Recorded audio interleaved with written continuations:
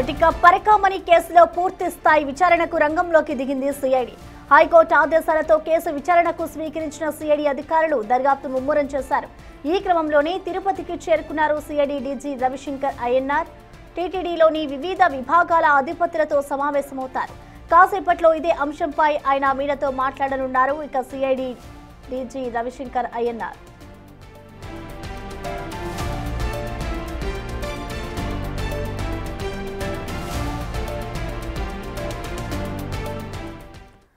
ఇక దీనిపై పూర్తి డీటెయిల్స్ ని మా ప్రతినిధి దామోదర్ అందిస్తారు. దామోదర్,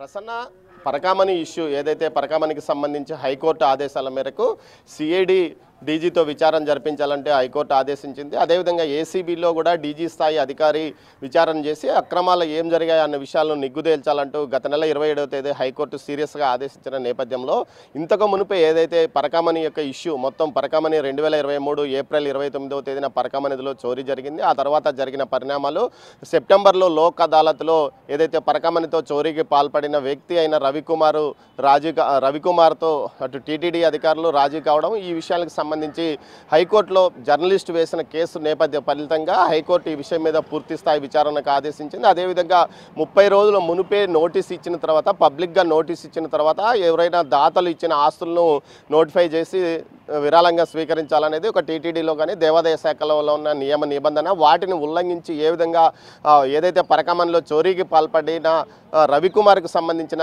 14 కోట్ల రూపాయల విలువైన ఆస్తులను ఏ విధంగా రాయించుకున్నారంటూ కూడా ప్రశ్నించింది. వీటన్నిటి నేపథ్యంలో పూర్తి స్థాయిలో డీజీ స్థాయి అధికారితో విచారణ చేయించాలి. అది సిఐడి, ఏసీబీ రెండు కలిసి సంయుక్తంగా ఈ కేసు పైన విచారణ కొనసాగాలని కూడా ఏదైతే హైకోర్టు ఆదేశించిన నేపథ్యంలో ఈరోజు సిఐడి డీజీ రవిశంకర్ అయ్యన్నార్ తిరుపతికి చేరుకున్నారో ఆయన మరి కొంతసేపట్లో మీడియాతో మాట్లాడనున్నాడు.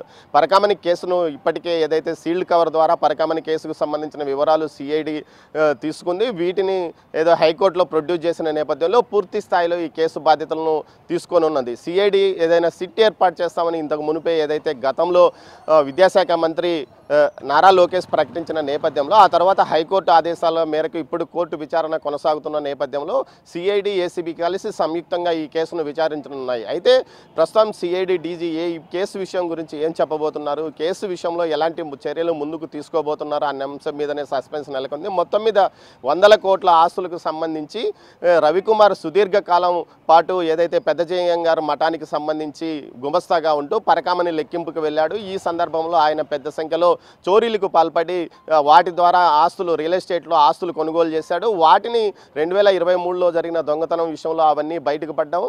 అప్పట్లో ఉన్న పాలక మండలి సభ్యులతో పాటు పాలక మండలి అధికారులు ఏదైతే టీటీడీ ఉన్నతాధికారులు కలిసి సంయుక్తంగా కొంత అతని ఆస్తిని తమ సొంతానికి రాయించుకున్నారనే ఆరోపణలు కూడా వచ్చిన నేపథ్యం. వీటన్నిటిపైన పూర్తి స్థాయిలో సమగ్రంగా విచారణ జరపాలంటూ హైకోర్టు ఆదేశించిన నేపథ్యంలో ప్రస్తుతం ఈ ఇష్యూ పైన ఏదైతే సిఐడి కేసు తీసుకుంది, నెక్స్ట్ ఈ సిఐడి కేసు దర్యాప్తు ఎన్ని రోజుల్లో అంటే ఒక టైం బౌండ్ డెడ్ లైన్ పెట్టి అన్ని రోజుల లోపలే కేసు విచారణ పూర్తి చేయాలన్న విషయం మీద కూడా హైకోర్టు సీరియస్గా ఉన్న నేపథ్యంలో సిఐడి డీజీ ఎలాంటి చర్య తీసుకోబోతున్నారో, ఆయన ఈ కేసును ఏ విధంగా ముందుకు తీసుకువెళ్ళనున్నారో అన్నది ప్రస్తుతం అయితే ఆయన మీడియా సమావేశంలో తెలియజెప్పే అవకాశం ఉంది. మొత్తం మీద ఈ కేసు కదలిక కొంతకాలంగా ఏదైతే కూటమి ప్రభుత్వం గతంలో తాము అధికారంలోకి వచ్చిన వెంటనే పరకామణి కేసు విషయంలో విచారణ చేస్తాము, దోషులు అయితే అసలు దోషులను బయట పెడతామంటూ పెద్ద ఎత్తున ఎన్నికల ప్రచారంలో కూడా వాగ్దానాలు చేసిన నేపథ్యం. ఆ తర్వాత ఈ కేసుకు సంబంధించి పెద్దగా పట్టించుకోకపోవడం, హైకోర్టు ఆదేశాల తర్వాతనే దీనిపైన పూర్తిగా యాక్టివ్ కావడం కూడా జరిగింది. ఈ నేపథ్యంలో